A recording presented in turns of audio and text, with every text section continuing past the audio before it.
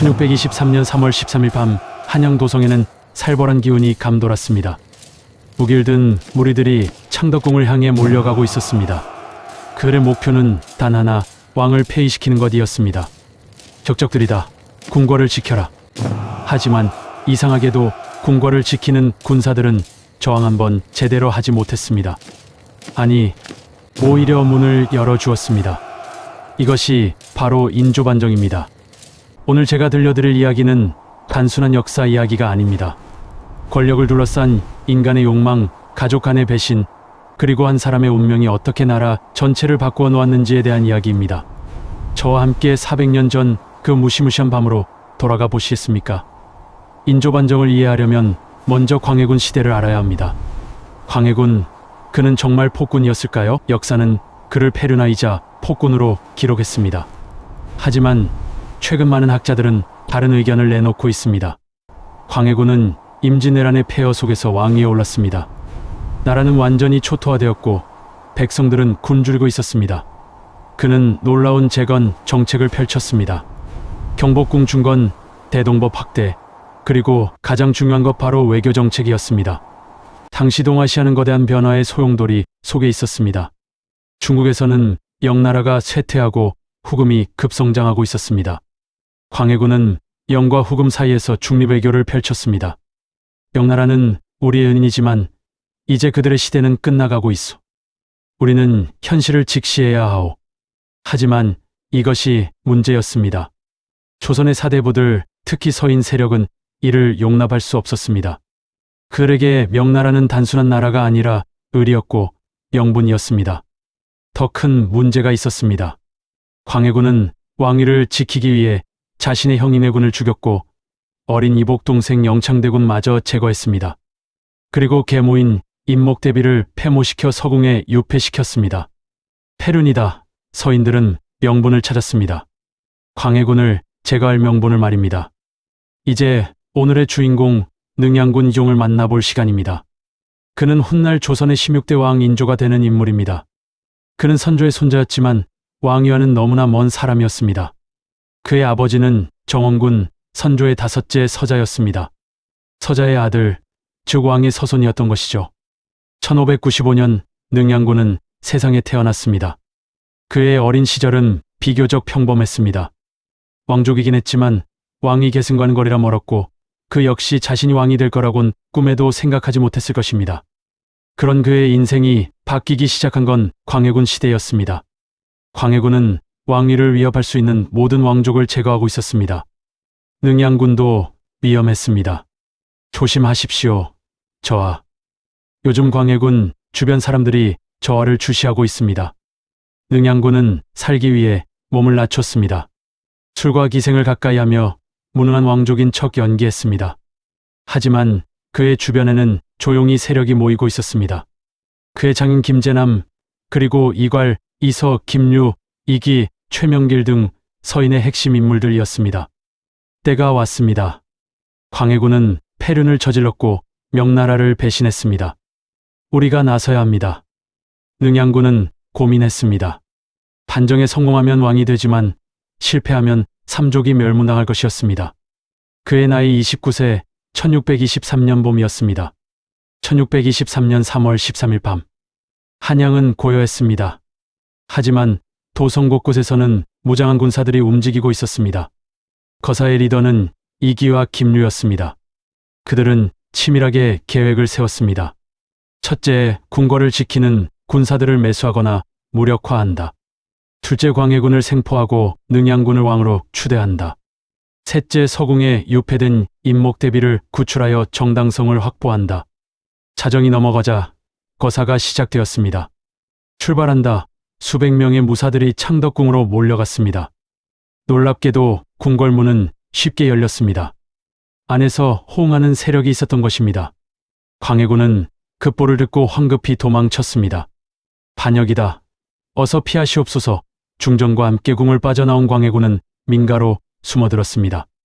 15년간 조선을 다스린 왕이 한순간에 도망자 신세가 된 것입니다.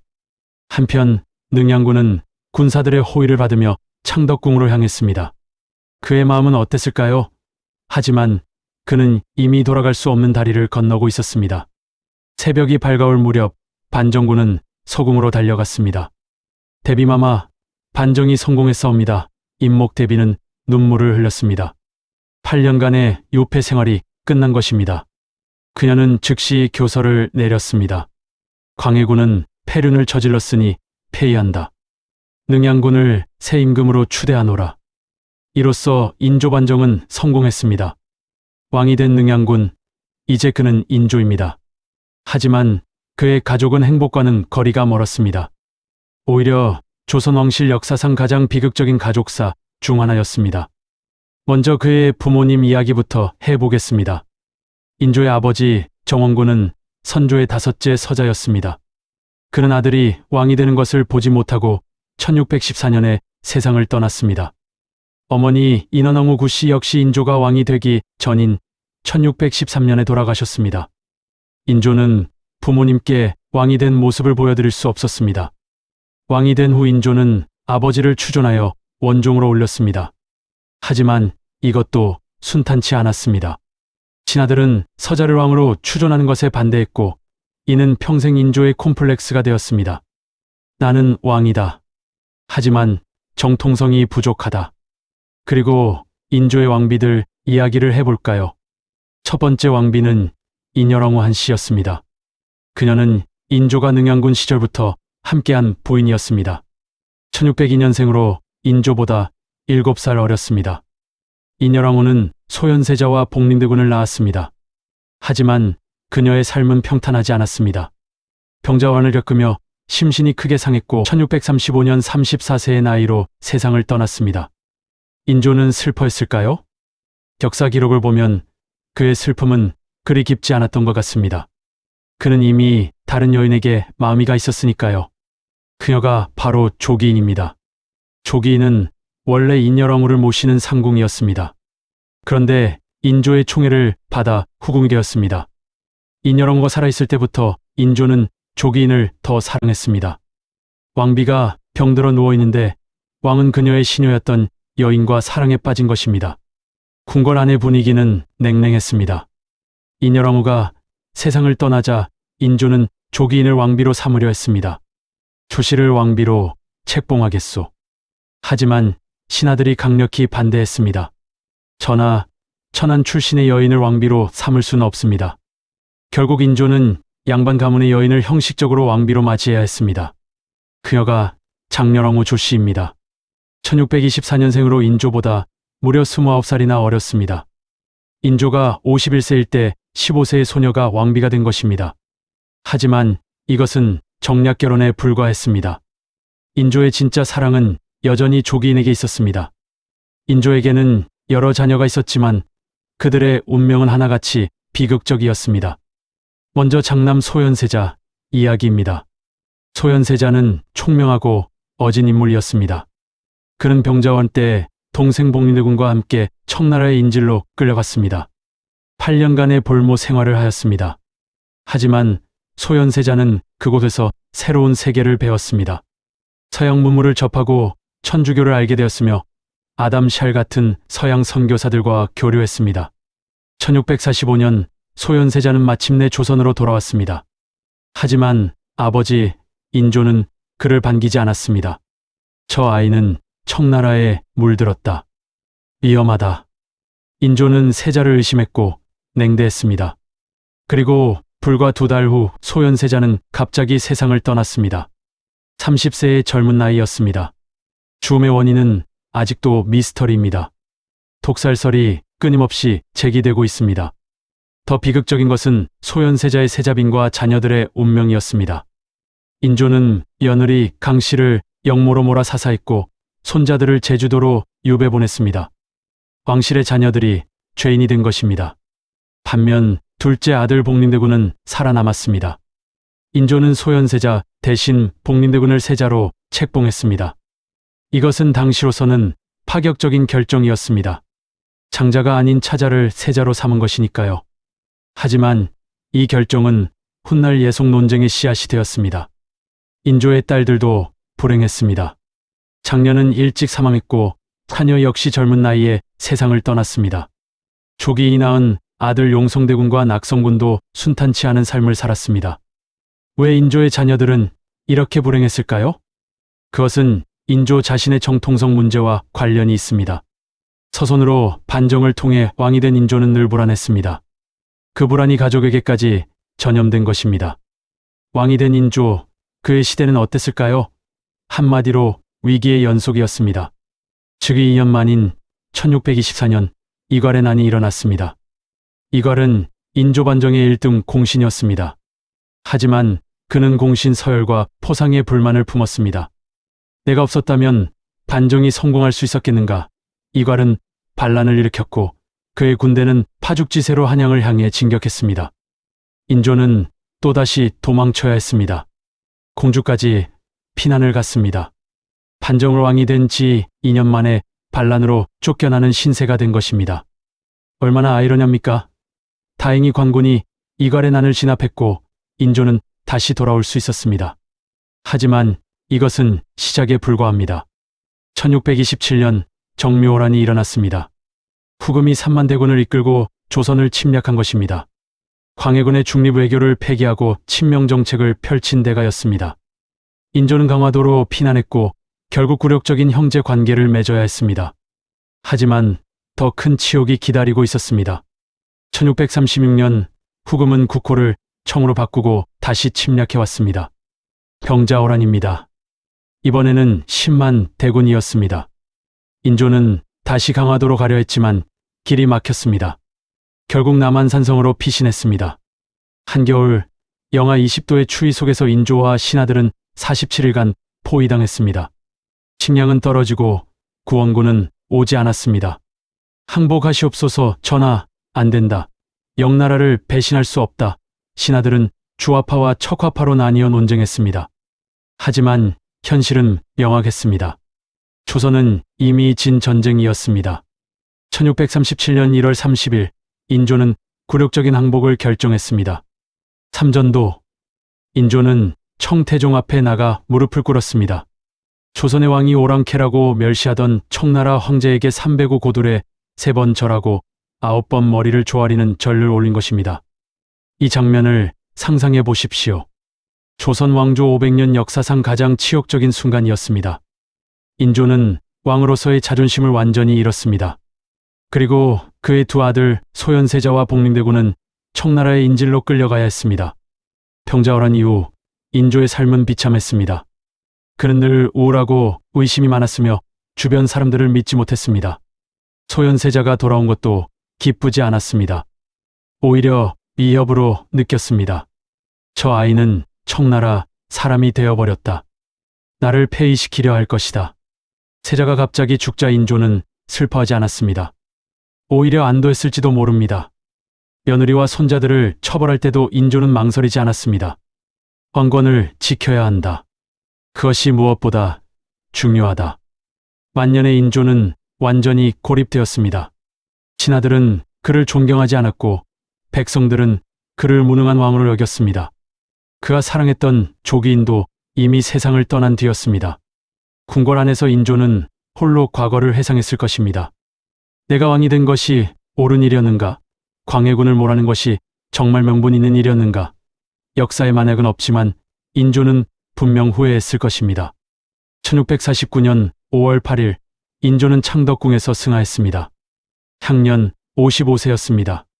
그의 재위기간은 27년, 조선 역사상 가장 굴욕적이고 비극적인 시대 중 하나였습니다. 이제 우리는 물어야 합니다. 인조 반정은 정당했는가?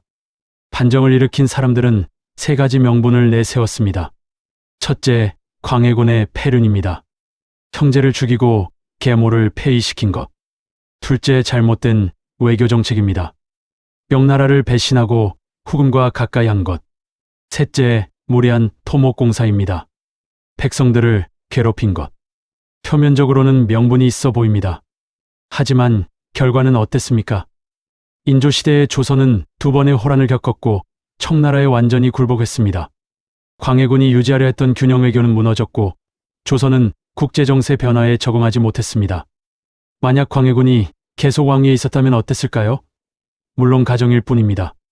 하지만 많은 학자들은 광해군의 외교 정책이 더 현실적이었다고 평가합니다. 그렇다면 인조는 어떤 왕이었을까요? 그는 비극적인 왕이었습니다.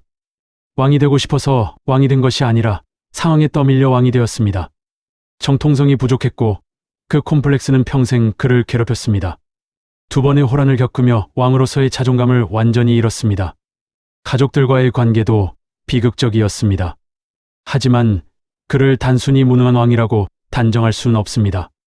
그 역시 시대의 희생자였습니다. 반정이라는 쿠데타로 시작된 왕권은 늘 불안정할 수밖에 없었습니다. 여러분, 인조반정 이야기에서 우리는 무엇을 배울 수 있을까요? 첫째의 명분과 현실의 충돌입니다. 서인들은 영나라에 대한 의리라는 명분을 중시했습니다. 하지만 현실은 청나라의 시대가 오고 있었습니다.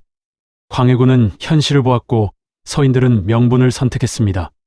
결과는 병자호란의 굴욕이었습니다. 오늘날에도 마찬가지입니다. 명분만 내세우다가는 현실에서 패배할 수 있습니다. 둘째, 권력의 정당성 문제입니다. 인조는 쿠데타로 왕이 되었습니다. 아무리 명분을 내세워도 그는 평생 정통성 콤플렉스에 시달렸습니다. 권력은 어떻게 획득하느냐가 중요합니다. 부정한 방법으로 얻은 권력은 늘 불안할 수밖에 없습니다. 셋째, 가족의 비극입니다. 인조의 가족사는 너무나 비극적입니다. 권력을 둘러싼 의심과 배신, 그리고 권력이 가족을 파괴하는 모습을 우리는 인조의 삶에서 봤습니다. 넷째, 역사, 평가의 문제입니다. 광해군은 오랫동안 폭군으로 기록되었습니다. 하지만 최근 재평가되고 있습니다. 역사는 승자의 기록이라고 합니다. 인조반정을 일으킨 사람들이 역사를 기록했기에 광해군은 폭군이 되었습니다. 우리는 역사를 볼 때 다양한 관점을 가져야 합니다. 인조반정으로 왕위에 오른 인조의 인생은 권력이 한 사람에게 무엇을 할 수 있는지를 보여주는 비극적인 드라마였습니다. 오늘날 우리는 인조반정을 어떻게 평가해야 할까요? 그것은 단순히 옳고 그름의 문제가 아닙니다. 그것은 선택의 문제였습니다. 광해군의 현실주의를 선택할 것인가, 아니면 서인들의 명분론을 선택할 것인가. 서인들은 명분을 선택했고 그 대가는 혹독했습니다. 하지만 역사의 정답은 없습니다. 만약 광해군이 계속 왕위에 있었다면 정말 더 나았을까요? 우리는 알 수 없습니다. 다만 확실한 것은 인조반정이 조선의 운명을 바꾸었다는 사실입니다. 그럼 인조 이후 조선은 어떻게 되었을까요? 인조의 둘째 아들 복림대군은 효종으로 즉위했습니다. 효종은 청나라에 당한 굴욕을 되갚기 위해 북벌을 준비했습니다. 하지만 그것은 실현되지 못한 꿈으로 남았습니다. 효종이 급서한 후에는 예속 논쟁이 일어났습니다. 장자가 아닌 차자로 왕위에 오른 효종을 위해 인조의 계비 장려왕후가 얼마나 상복을 입어야 하는가. 이 문제로 조선은 또다시 당쟁의 소용돌이에 빠졌습니다. 인조반정의 후유증은 오래도록 계속되었습니다. 그렇다면 광해군은 어떻게 되었을까요? 그는 강화도로 유배되었다가 다시 제주도로 옮겨졌습니다. 18년간의 유배 생활 끝에 1641년 그는 67세의 나이로 외롭게 세상을 떠났습니다. 한때 조선의 왕이었던 그는 죄인으로 생을 마감했습니다. 그의 무덤은 왕릉이 아니라 평범한 묘였습니다. 이름도 광해군묘. 왕의 능이 아닌 군의 묘로 격화된 것입니다. 하지만 역사는 돌고 돕니다. 400년이 지난 지금 우리는 광해군을 재평가하고 있습니다. 그의 현실주의 외교, 백성을 위한 정책들이 재조명받고 있습니다. 반면 인조는 무능하고 불행한 왕으로 기억되고 있습니다. 역사의 아이러니입니다. 반정을 일으킨 사람들은 자신들이 옳다고 믿었습니다. 하지만 후대의 평가는 그들의 예상과 달랐습니다. 여러분, 긴 시간 함께 해주셔서 감사합니다. 오늘 우리가 살펴본 인조반정과 인조의 생애는 단순한 옛날 이야기가 아닙니다. 이것은 권력과 명분, 현실과 이상, 가족과 국가 사이에서 고뇌하는 인간의 이야기입니다. 인조는 분명 훌륭한 왕은 아니었습니다. 하지만 그도 한 인간이었습니다. 왕이 되고 싶지 않았을지도 모르는 한 남자가 역사의 소용돌이 속에서 왕관을 쓰게 되었고 그 무게에 짓눌려 평생을 고통 속에서 살았습니다. 우리는 그를 통해 배웁니다. 권력이 반드시 북이 영화를 가져다 주는 것은 아니라는 것을, 또한 영분만으로는 현실을 이길 수 없다는 것을, 그리고 역사는 언제나 복잡하고 다층적이라는 것을. 오늘 이 이야기가 여러분께 작은 깨달음이 되었기를 바랍니다. 여러분이 궁금해하시는 조선시대 이야기가 있다면 댓글로 남겨주세요. 구독과 좋아요, 알림 설정도 잊지 마시고요. 오늘도 함께 해주셔서 감사합니다. 다음은 이괄의 난을 잠깐 조명해보고 조선 17대 왕 효종의 이야기로 찾아오겠습니다.